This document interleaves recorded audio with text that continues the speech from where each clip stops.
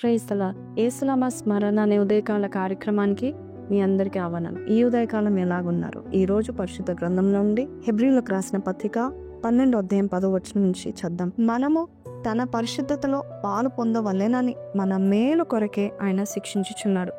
చాలాసార్లు దేవుడు నన్ను ఎందుకు డిసిప్లిన్ చేస్తున్నాడు, దేవుడు నన్ను ఎందుకు పనిష్ చేస్తున్నాడు, ఎందుకు దేవుడు నన్ను శిక్షణలోనికి నడిపిస్తూ ఉంటున్నాడని చాలా మంది బాధపడుతూ ఉంటారు.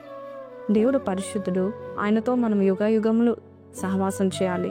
కాబట్టి కొన్ని శోధనలు వచ్చినప్పుడు మనం పడిపోతూ ఉంటాం. అటువంటి సమయంలో సరైన త్రోవ నేర్పించడానికి దేవుడు మనం పరిశుద్ధ మార్గంలో నడిపించడానికి ఇష్టపడుతూ ఉంటాడు. కొన్నిసార్లు దేవుడు కొన్ని అనుమతిస్తూ ఉంటాడు. మరి తండ్రులు ఈ లోకంలో మరి పిల్లల్ని డిసిప్లిన్ చేయడానికి మరి కట్టను వాడతారు, లేక వారికి పనిష్మెంట్స్ ఇస్తూ ఉంటారు. అయితే వారిని ఎవరైతే ఏ తండ్రి అయితే మంచి డిసిప్లిన్లో పెడతారో అలాంటి కుమారుడు ప్రయోజకుడుగా ఉంటాడు. మన దేవుడు కూడా అంతే. మన దేవుడు మనల్ని ఎంతగా ప్రేమిస్తున్నాడంటే మనల్ని డిసిప్లిన్ చేయకుండా ఉండడు. ఖచ్చితంగా నీ జీవితంలో నువ్వు తప్పులు నువ్వు చేయకుండా ఉండాలి. నీవు షేమ్తో నువ్వు జీవించడానికి దేవునికి ఇష్టం లేదు. నీతి మంతుడు ఎలాగుంటాడు? సింహం వలె ధైర్యంగా ఉంటాడు, తల ఎత్తుకొని తిరుగుతూ ఉంటాడు.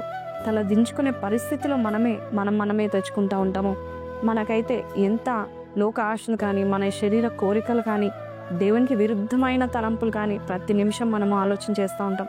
కాబట్టి అది మన నాశనంలోనికి నడిపిస్తుందని దేవుని తెలిసి దేవుడు మన శిక్షణలోనికి నడిపిస్తూ ఉంటాడు.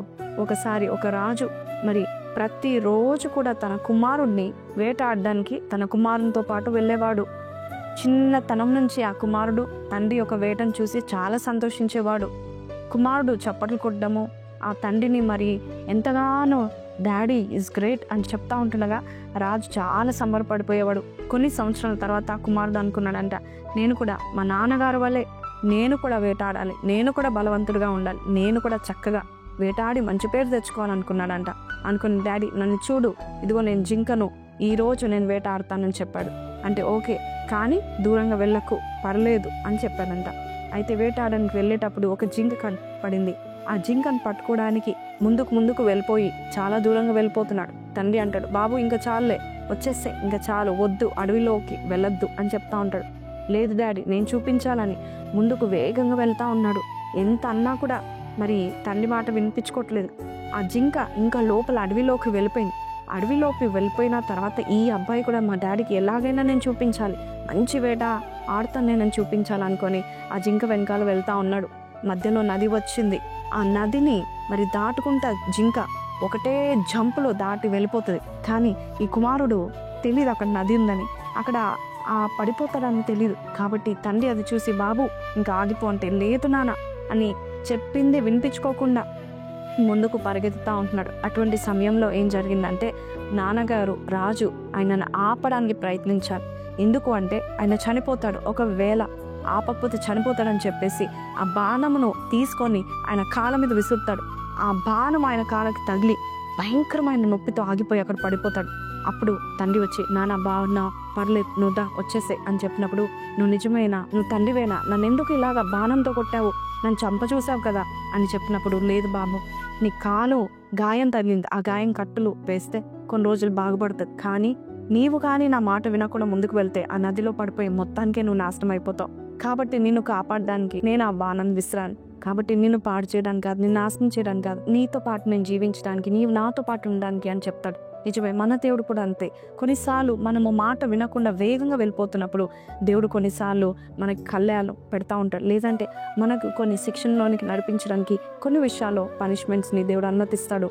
అయితే అది దేవుడు ఎందుకు చేస్తున్నాడంటే నేను పరిశుద్ధతలో ఆయన వలె నువ్వు జీవించడానికి, ఆయన వలె పవర్ఫుల్గా ఉండడానికి దేవుడు కార్యం చేస్తాడు.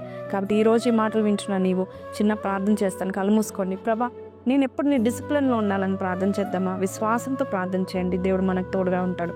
పరిశుద్ధ మహోన్నతుడు తండ్రి, మంచి తండ్రిగా ఉన్న దేవా, అయ్యా ఎన్నోసార్లు నాయన వ్యతిరేకంగా వెళ్ళాం, మాకు ఇష్టమైన మార్గంలో వెళ్ళి నాశనమైన మార్గంలో మేము అడుగులు పెట్టినప్పుడు మమ్మల్ని తప్పించడానికి నాయన ప్రభా కొన్ని ద్వారాలు మూసేసావు అయ్యా, కొన్ని సెక్షన్లో నీకు నడిపించావు, డిసిప్లిన్ చేస్తూ ఉంటున్నావు, నీకు వందనాలు అయ్యా. నాయన నీ పరిశుద్ధతలో పాలి భాగస్థులు అవ్వడానికి కొన్ని మార్గంలో గుండా వెళ్ళొద్దు అని చెప్తావు. కానీ మేము నాయన ఆ మార్గం సరైనది అనుకుంటాం, కానీ నీ చేతిలో మమ్మల్ని మేము మరొకసారి పెడుతున్నాం. నీ సెక్షన్లో మేము ఉండాలని ప్రయత్నం చేస్తున్నాం, ఈ పరిశుద్ధతలో పాలు పొందుకోవాలని ఇష్టపడుతున్నాము నాయన. ఈరోజు ఎవరైతే ప్రార్థన చేశారో అయ్యా వారిని నీ చేతిలో పెట్టుకొని వారిని నాయన మోల్డ్ చేయమని యేసు పరిశుద్ధ నామములో అడిగి పెట్టుకొంచున్నాం తండ్రి. ఆమేన్.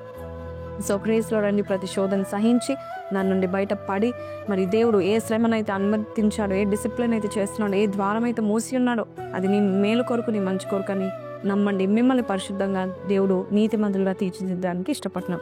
సో ఈ వాగ్దానం మీతో మాట్లాడితే కింద కమెంట్లో correct me Lord, discipline me Lord, I'm in your hands అని పెట్టండి. దేవుడు మిమ్మల్ని బహుగా దీవించును గాక. See you tomorrow in the church. Until then take care. Praise lord.